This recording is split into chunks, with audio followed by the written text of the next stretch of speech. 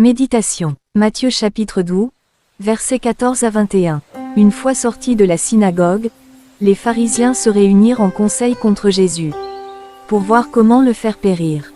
Jésus, l'ayant appris, se retira de là, beaucoup de gens le suivirent, et il les guérit tous.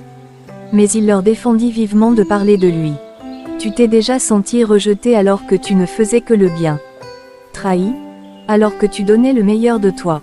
C'est exactement ce qui est arrivé à Jésus. Les pharisiens, voyant ses œuvres, décidèrent de le faire périr. Il apprit leur projet et se retira. Mais voilà que des gens le suivirent. Ils étaient malades, brisés, en attente de guérison. Et là, moi, je m'interroge. Si j'étais Jésus, aurais-je eu la force de guérir ces gens dans un tel moment? Honnêtement non. J'aurais été focalisé sur ma douleur, mes peurs, sur l'injustice de ce rejet. Et si j'avais tout de même guéri, j'aurais espéré au moins qu'il parle pour moi. Qu'il prenne ma défense, qu'il plaide ma cause. Mais Jésus n'a fait ni l'un ni l'autre. Il guérit dans le silence, avec douceur, sans calcul. Il leur interdit même de parler de lui. Ce texte nous enseigne une leçon difficile mais puissante. Ne pas laisser le rejet t'empêcher d'accomplir ta mission. Faire le bien même quand personne ne te voit ou ne te remercie. Choisir l'obéissance à Dieu plutôt que la reconnaissance des hommes.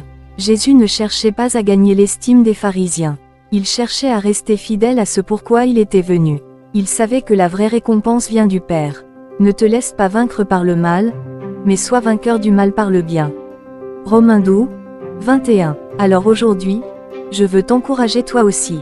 Si tu traverses une saison d'injustice, si on parle mal de toi, alors que tu fais tout avec le cœur, si on refuse ton bien, mais que des gens blessés viennent encore vers toi.